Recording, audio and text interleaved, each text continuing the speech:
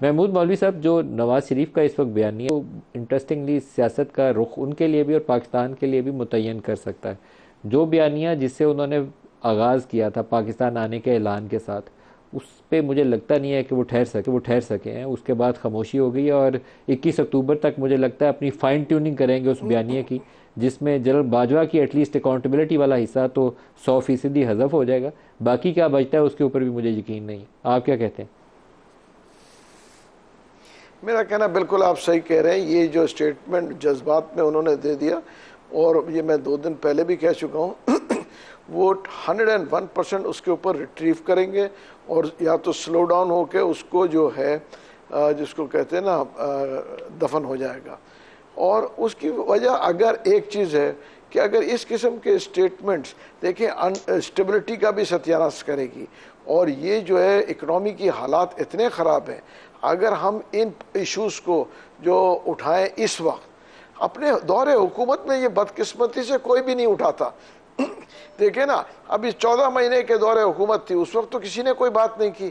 اب جا کے دیکھیں نا، بات کرنا اس کے بڑا مزاحیہ خیز چیز ہے کہ آج ہم بات کر رہے ہیں الیکشن. یا تو آپ نے الیکشن کروانا نہیں ہے تو ایسی باتیں کریں تاکہ چیزیں جو ہے اس حد تک بڑھ جائے کہ الیکشن نہ ہو.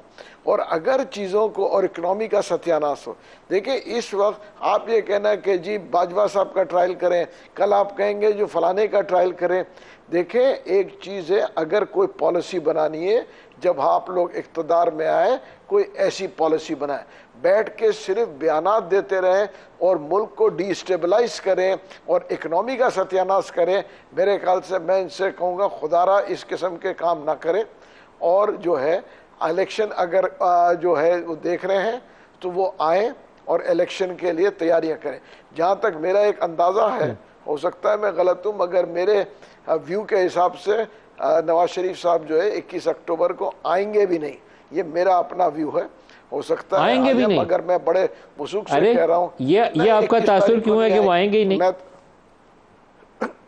میں کہوں گا 21 اکتوبر کو نہیں آئیں گے. آپ بھی ادھر ہیں، میں بھی ادھر ہوں، ہم دیکھ لیں گے. دیکھیں اسٹیٹمنٹ دینا ابھی تو دیکھیں اس کے اوپر بات چیت چل رہی ہے کہ میں آؤں یا نہ آؤں، جیل جائیں گے نہیں جائیں گے، جو کورٹس کیا فیصلہ کریں گے. اتنا آسان نہیں ہے.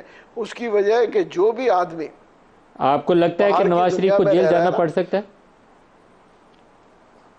جی بالکل، اگر قانون کے حساب سے تو جیل جانا پڑے گا.